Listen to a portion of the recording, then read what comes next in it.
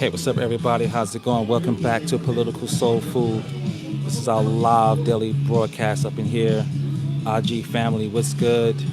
Facebook fam, what's good? YouTube, holla back. Let's talk. Let's talk about the wall. Let's talk about the government shutdown. Let's talk about the Democrats' strategy. So what we're gonna do is I'm gonna drop some music for y'all real fast to let people get situated and chime in here. Just wanna holler at Crystal. Crystal's here on the platform. Good looks, good looks. Thanks for coming through. Look forward to you sharing your insights on this issue. So sit back, relax, get ready, get your popcorn, whatever you do. I'm gonna bring in some people right now so that we can get this party started in the next minute and a half. All right.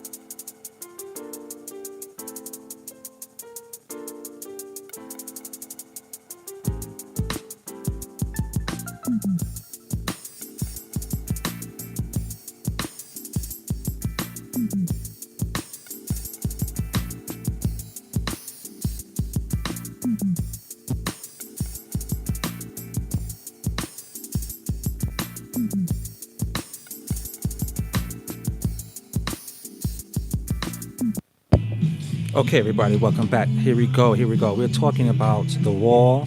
We're talking about the government shutdown, and we're talking about the Democrats' strategy. Make some noise if I can hear me on these platforms. Okay. I see Miguel over here on Facebook. What's good, Miguel? It's good to see you. It's good to see you. And all right. So what's the deal? What's the deal, y'all? Right now I'm just gonna throw some questions at y'all. These are questions that I'm dealing with right now. These are questions that I'm concerned about. I'm gonna offer my speculations. I'm reading up and trying to see what's going on, just like every other citizen. So the deal is this shutdown in the wall. What is your stance on the wall? Is it that important? Do you think so? I can say so far that polls are showing that the majority of Americans are not down for the wall. They could care less about a wall, largely because the wall doesn't seem to address the key problems dealing with undocumented immigrants. All right. And second of all, in light of statistics over the past few years, the stats on border crossing are showing that there's a huge decrease of border crossings from Mexico. So if we're really concerned, as I keep saying over and over and over, the wall would not be the primary strategy put forth to do anything about undocumented immigrants. So that's the first thing. So I think the percentage is about 70% of Americans think that the wall isn't a priority or shouldn't be a priority. And obviously you have these polls taken in different places where it's flooded with conservatives and they feel that, hey, a wall is good. But on the whole, nationally speaking, the wall seems to be rejected. The wall is not getting the same kind of support that, let's say, Obamacare receives. So, with that said, that means we need to consider this government shutdown. What is the purpose of this government shutdown? Well, Trump is trying to live up to his promises for his base.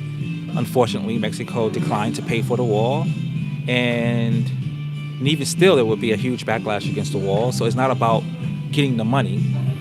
Trump seems to be holding the country hostage for this wall, as if it's just about getting the money. But he doesn't have popular support on this issue. Not at all.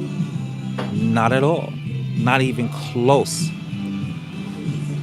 So I guess we have to take another step back and say, wait a minute. So if the entire country is not really behind this wall, and really having the money would just exacerbate another issue, what is the purpose of like standing behind this wall?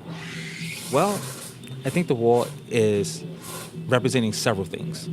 One, it's representing the ascendancy of white culture, the reascendancy, the renaissance, I would say.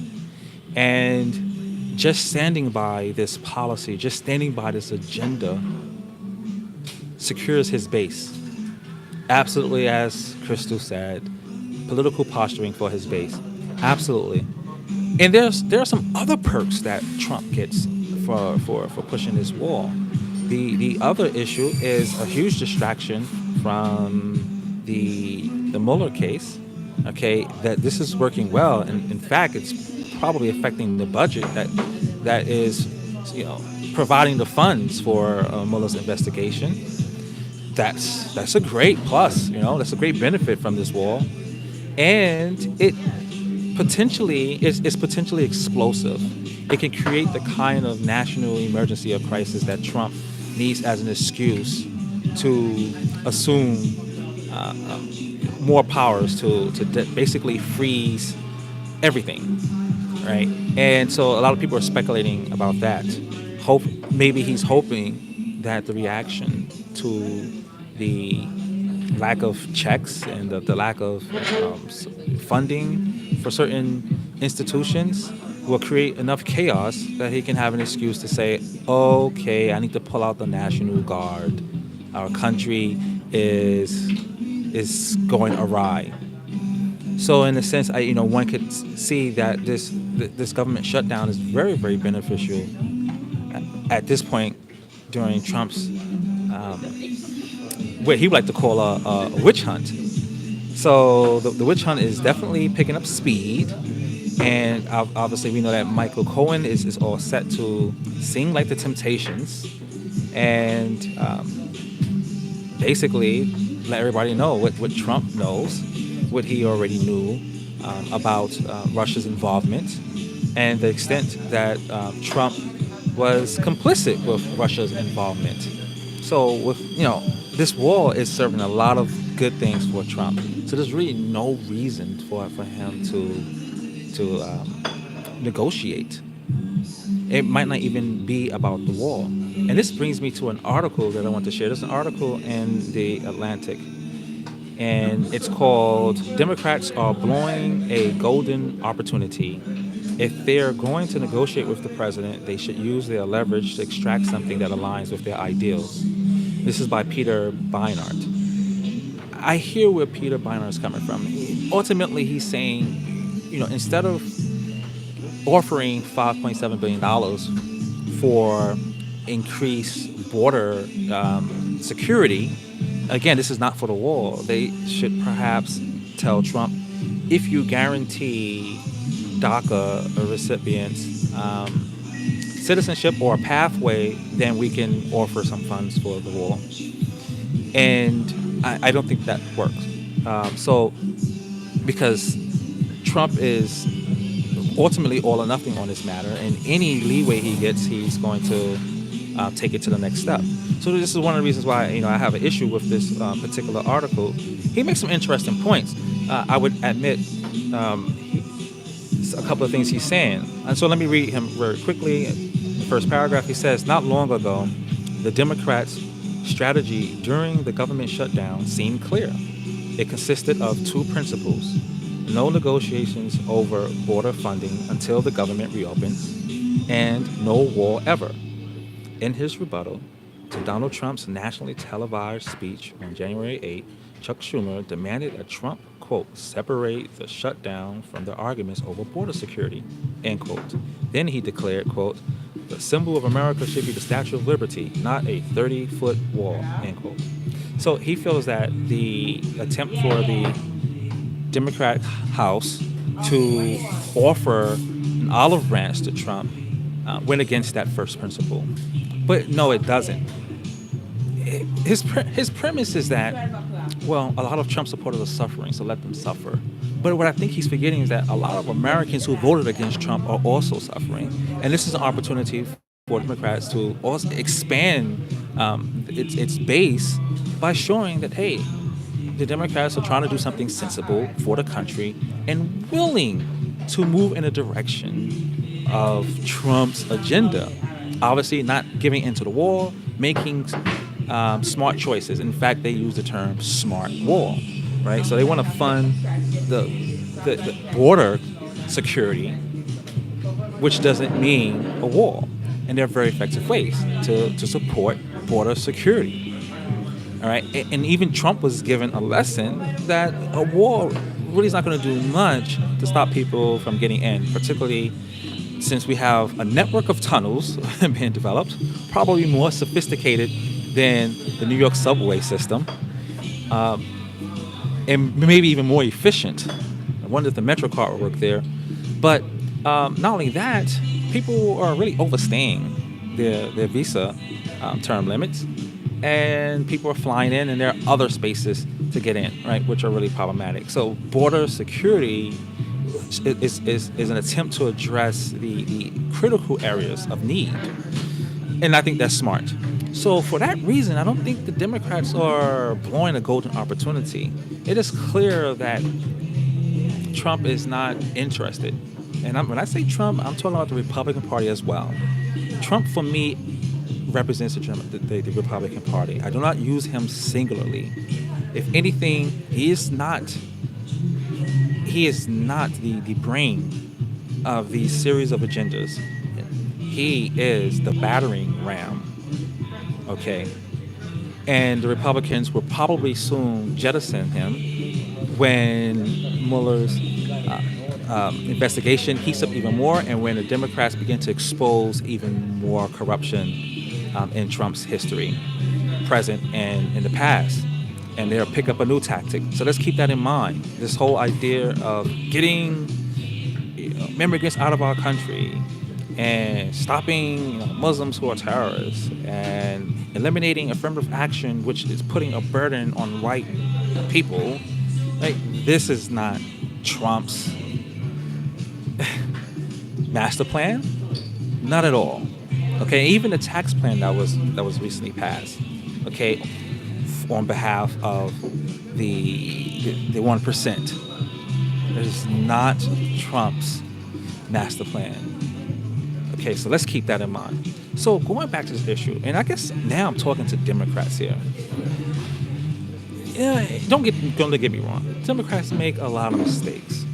As a whole, we, include myself, make a lot of mistakes, but this is not blowing a golden opportunity. We have to understand the agenda, the motives at play here. Trump apparently offered a sort of temporary pathway or security or some sort of protection for DACA recipients. But the whole idea is getting in exchange for the wall, which means that he can use that as a stepping stone. One, he can rally up his supporters even more by saying, hey, I'm successful on this ultimate issue here, and now let's be even more adamant and stubborn for the wall. So we're not going to give him any leeway on that. Okay, and that's what's important here. They're not blowing a golden opportunity. They're seizing the opportunity to show clearly, at least to those who would listen, to those Republicans whose stomachs are now empty, to those Republicans whose bank accounts are now empty, to those Republicans who are now avoiding calls from bill collectors. This is our time to show them, listen, you've made a mistake, but for the Democrats who are here, all you have to do is repent, Trump, and get on board. for a better America. And I think this is sort of the message here that, hey, we're willing to shut down this government and contribute something to Trump's plan. This is key. And this is a great way to steal the narrative. Now, I'm not going as far as to say that the Democrats need to focus only on trying to win people who voted for Trump. Because most likely, if somebody voted for Trump, they will vote for Trump again when the time comes around. I believe that the ultimate strategy is to explore untapped voters. I believe that even more than trying to secure our base, because on the far left wing, there are some loose edges that I don't think we're going to be able to tighten up. So we'll see how that happens, and that's my nod to Kamala Harris and others. But for right now, so I'm really responding to this Atlantic article, and let me be fair. Let me bring out some more points he's making here. He admits that Nancy Pelosi is right, that Trump is manufacturing a crisis, and I think that's number one. And the fact that he said that, I'm surprised he's making the case that Democrats are blowing their opportunity. Yes, Trump is manufacturing a crisis. He needs the crisis. His ultimate goal is not ending the government, saying, "Oh, I have my wall now and all is well." No, this is stage 1, 2, or 3 of a long-term agenda to make America great again. And great, I tell you, it's a word. It's like just think algebra. For me, G is like X, and there's so many that variable has so many different terms that can go in there to make America white again, to make America more economically segregated again, okay, to make America more Protestant Christian again, okay, to make America more heterosexual again. Okay, you feel me what I'm saying? Okay. So this is really behind the scenes, and we have to acknowledge that. The left can no longer be surprised. We cannot be behind the curve in the information of the political agendas. We have to start thinking 2 or 3 moves ahead, the same way the Republican Party did. They hijacked the narrative when Obama got in, stalled enough to get us to feel that he wasn't as progressive as he could have been. I mean, Democrats felt that Obama could have did what FDR did or what LBJ did, and it's completely false. One of the main reasons is that Obama never had a filibuster-proof Congress. And I said really had. I mean, he had it for about, let's say, 4 months. But our boy Kennedy died, and one of the independents that voted with us, I think it was Joe Lieberman, flipped over to the Republicans. And that was that. And so he made do with what he had, pushed in some amazing changes that it has actually put the Republican Party on defense. But the Republicans said, don't worry, we're going to agitate and frustrate his base. We're gonna separate and divide them. And it worked. When a lot of people were saying, "Oh, I'm not sure if I'm going to vote," there were mostly people on the left. When they were saying, "I'm not going to vote in the midterm elections in 2010," and guess what? We lost the House, and then it continued. And guess what? We lost the Senate, and it continued. And guess what? We lost the White House, and it continued. We lost the Supreme Court. That's politics. That is how one create a nation. That's nation building, long-term thinking. We couldn't see it. It's messed up. But I know why we don't see it. Because Republicans are operating from a different psyche.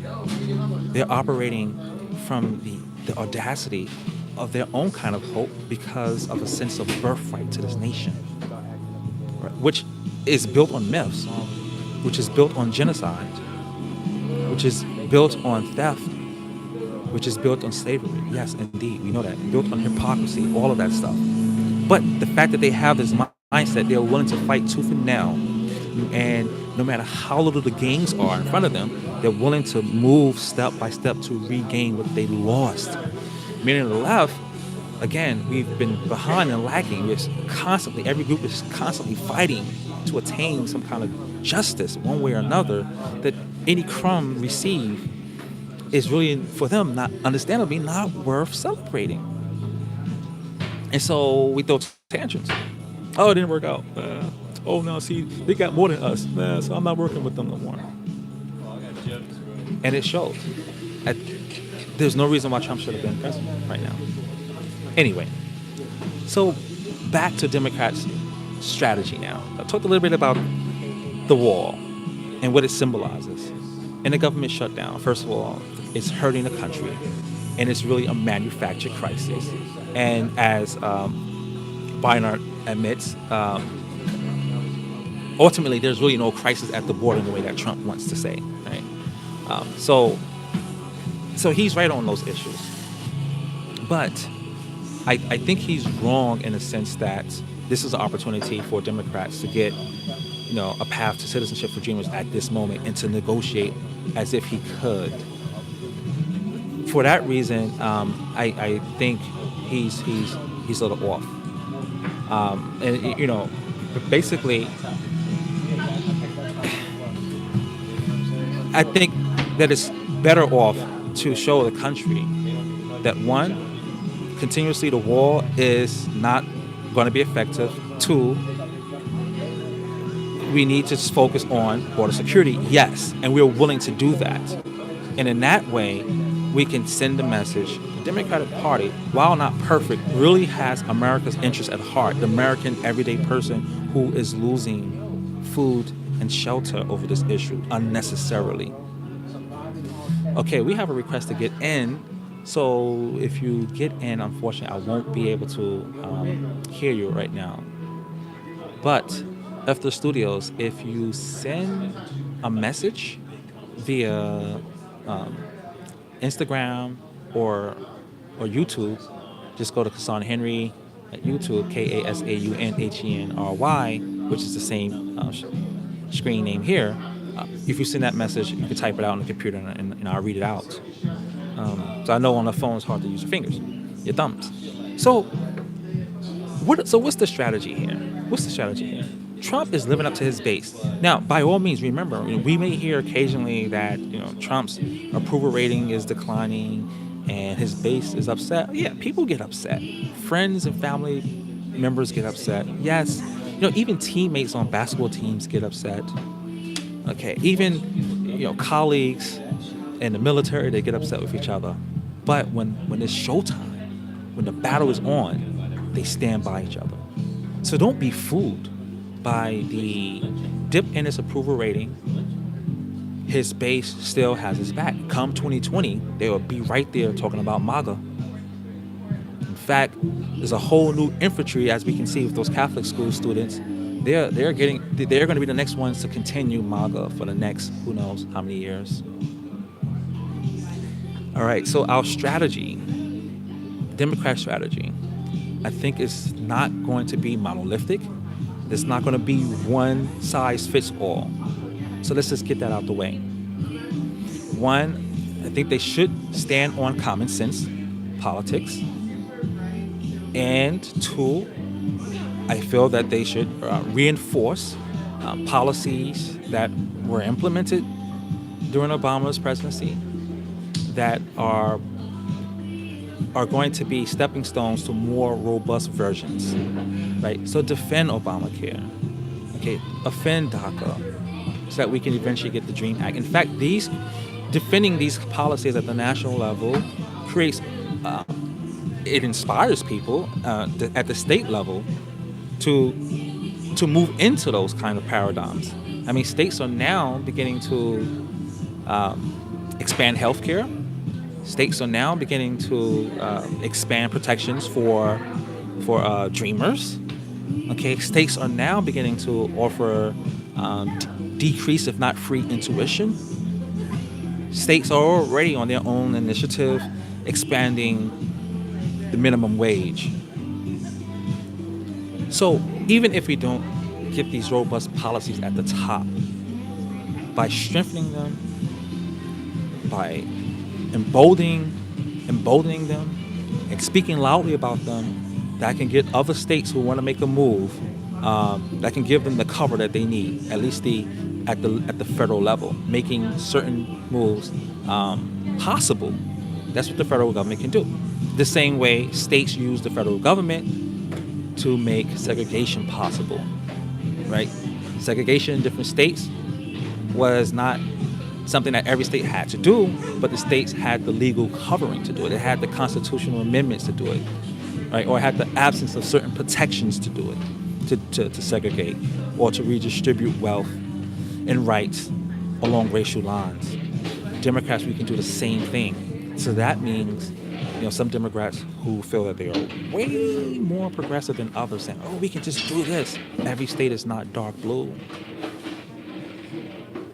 Every state is not dark blue. Some states are light blue. Some states are purple.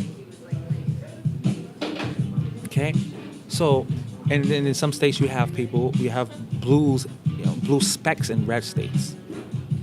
So if you want to win at the national level, you have to be more strategic. You have to use a different strategy. I wouldn't say more strategic, but you have to use a different strategy on that ground, on that battlefront. And this is what the Democrats are doing, dealing with the war. Okay?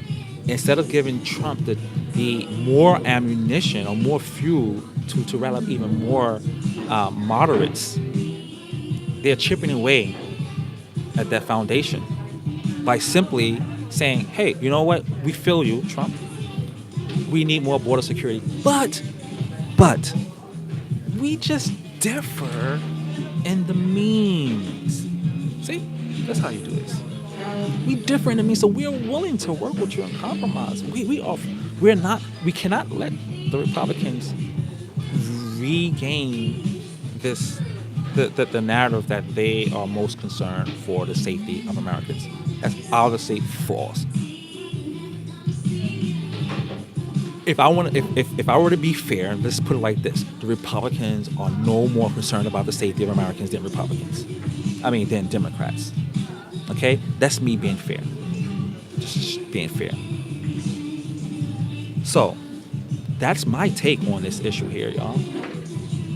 That's my take on this issue. What do y'all got? What do y'all say? This is me going in here on Political Soulful. Obviously, if you're on the left, the wall is nonsense. But how do we respond to the wall is where I think we want to have maybe differences of opinions, but I'm sure we can find a common ground. I feel that the present playbook right now is working. The Democrats are willing to open up the government. They passed the bill in the House. The Senate shot it down. Interestingly, the Senate shot down a bill that they once proposed.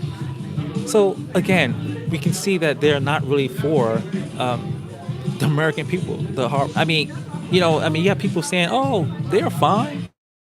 People are fine. They have enough money." People are really confused. So they say. In other words, they're just like, who was it? Queen Antoinette, who's known for saying, she didn't really say it. We don't have real evidence of saying it, but let them eat cake, right? Louis the 14th. The 14th's wife, if I'm correct. Or the 16th wife. Let me get that right. So, anyway, this is what I wanted to share with us tonight. I think we need to be... take out loans. Crystal said take out loans. Right. Take out loans.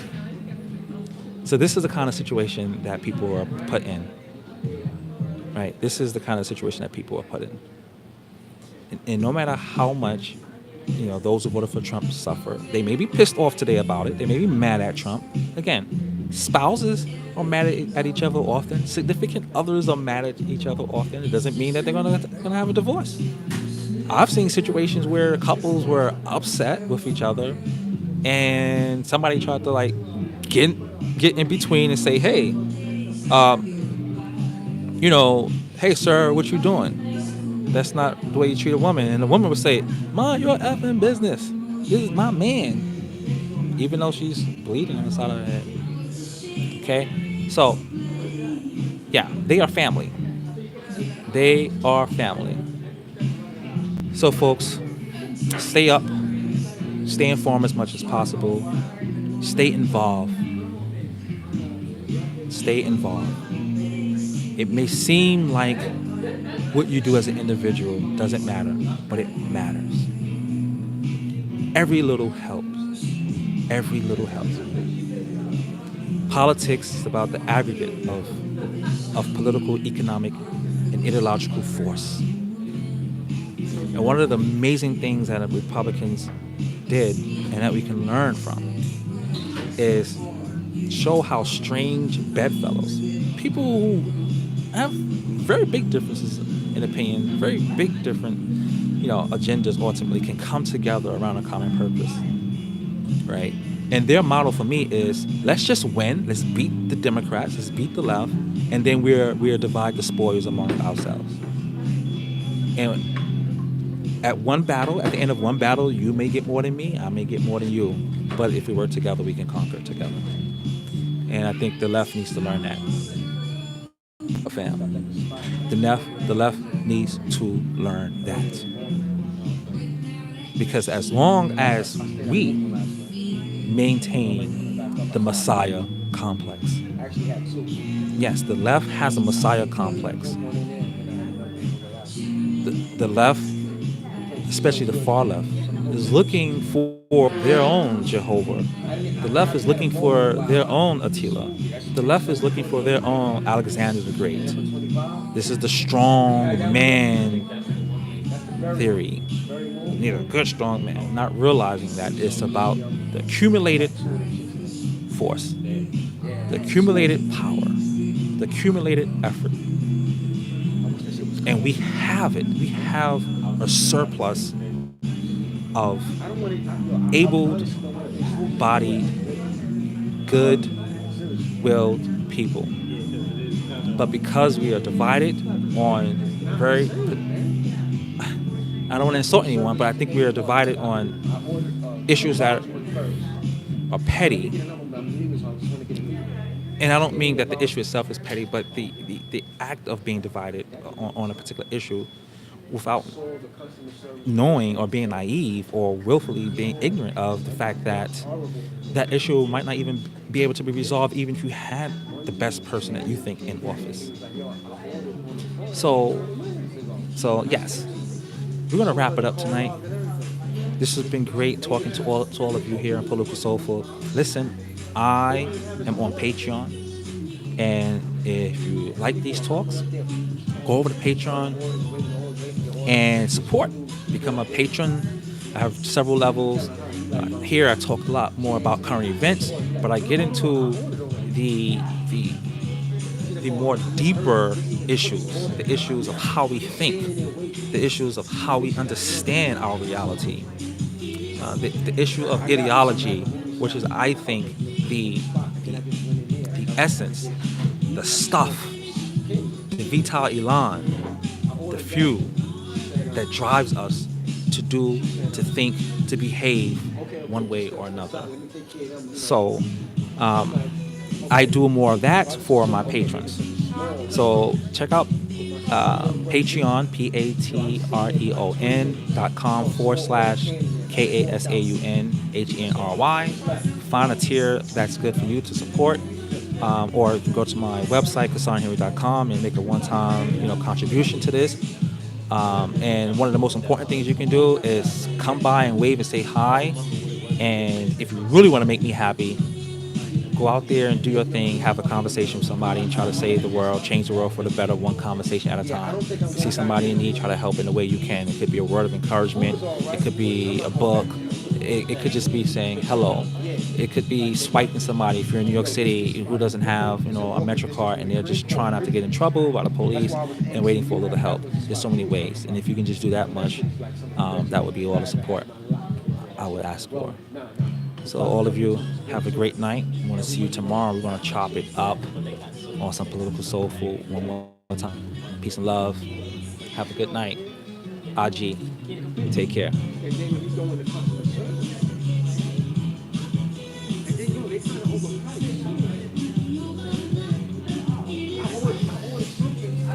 Okay, YouTube, thanks for coming through.